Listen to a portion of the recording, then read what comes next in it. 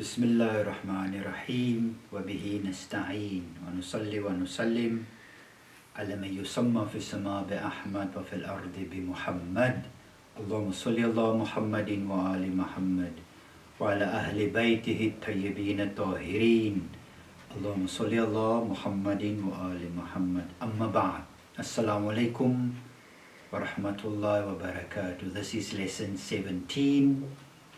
And again we give a small installment and we'd like to expand, we'd like to feel at home, we'd like to mention some things where nothing in this world makes sense other than Allah. You will go from pillar to post.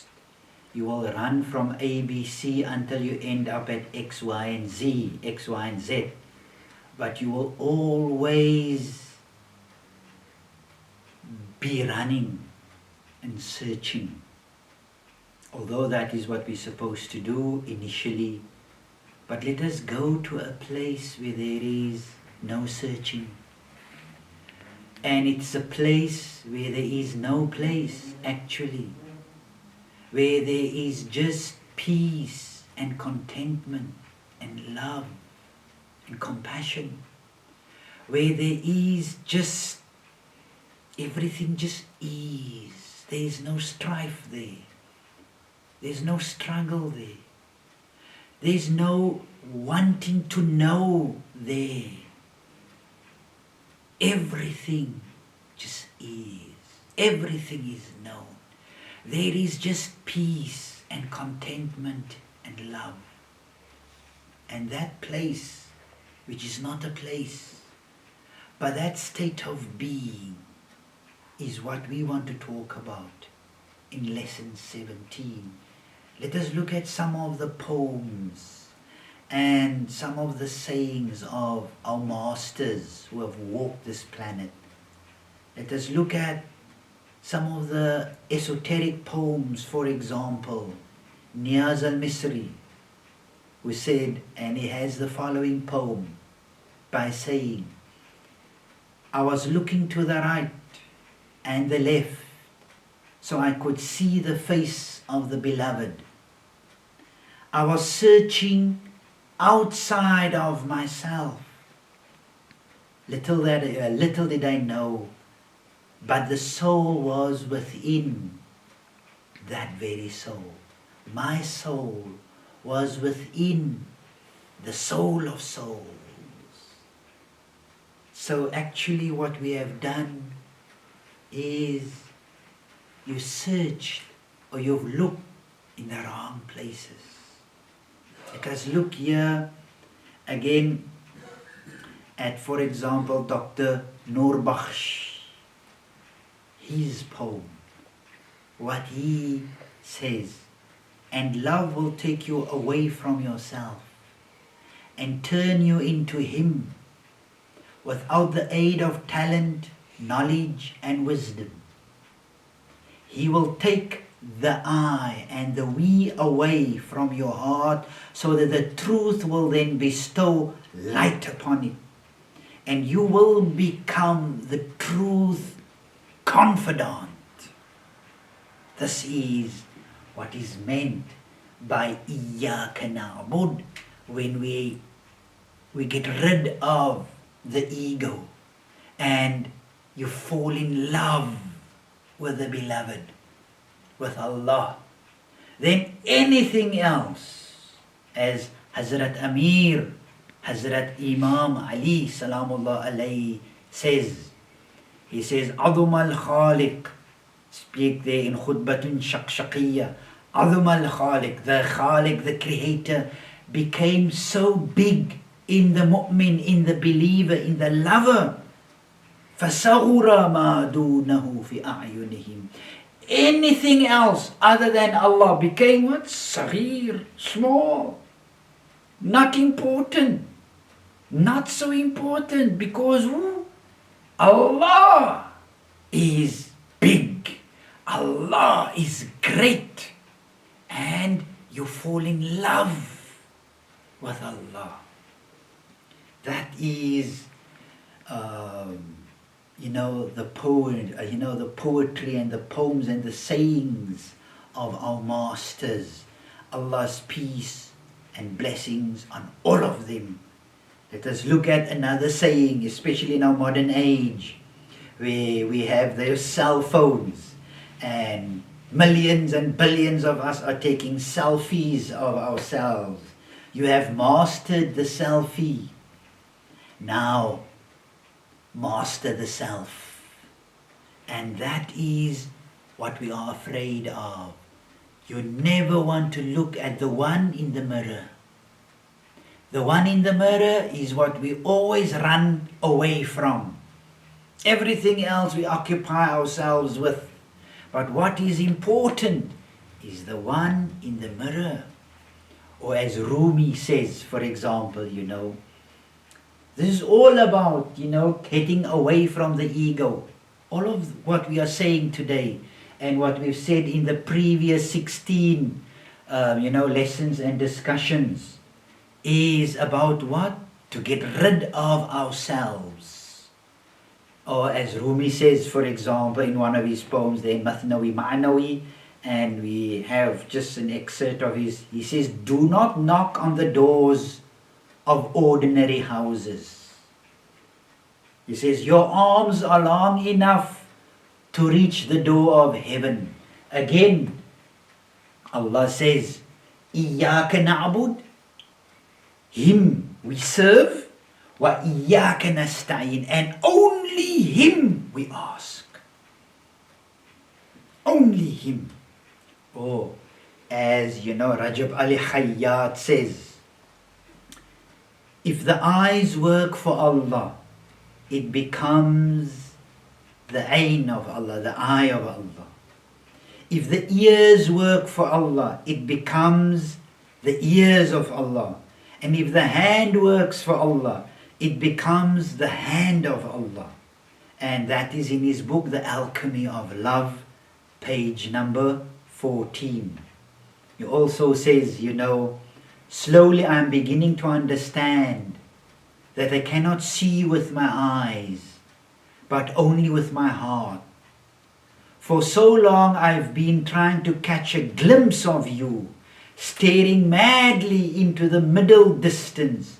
Now effortlessly, in moments, you are here. My heart empties into you, and I am no more. This is the ultimate goal, the ultimate outcome for us to become, when it comes to Allah, for us to become no more, but to become Allah Azza wa Jal. And we say this not ala tulillah, but we don't say it that you become divine like Allah. No, not in that sense.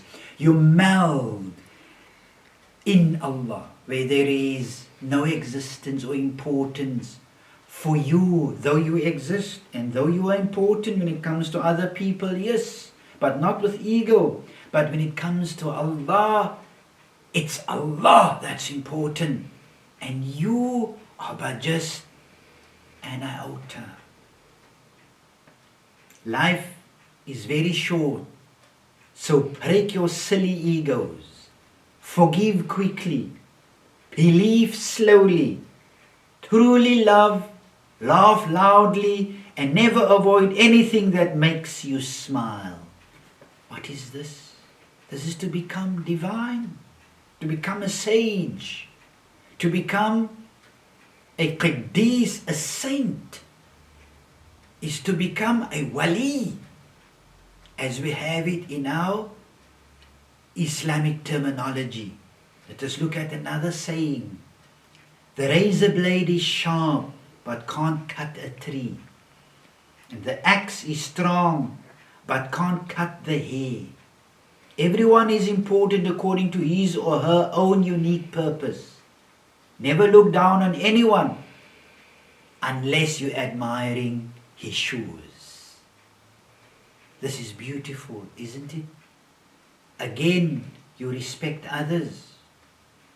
other opinions, other thoughts. You respect diversity, you embrace diversity. But yet, out of all of that, there is a unity. There is a divine purpose. Or as Hazrat Imam Ali, let us bring another hadith of Imam Ali where he says, a man who teaches his own self and disciplines it deserves more reverence than a man who teach others and discipline them but not himself. These are, some of the gems which these masters want to teach us. He says also, Maulana Rumi, he says that God gives and gives, yet does not startle a single heart. I've traveled to all ends of the earth and have not found anyone like him. Who can match him? Who can hold a candle to his glory? There is none like unto him. وَلَمْ يَكُلْ لَهُ كُفْوٌ. Who can match him? There is no match for Allah. Or as Shaykh Abu Sa'ad al-Khair says in one of his sayings or poems, he says, between Allah and his seeker there is only one step, and that step is out of oneself and into truth, into haqq. So the day when we become out of ourselves, out of our mind, we meld into Allah. Or Rumi, let us come to Rumi again. He says, love is the sea where the intellect drowns.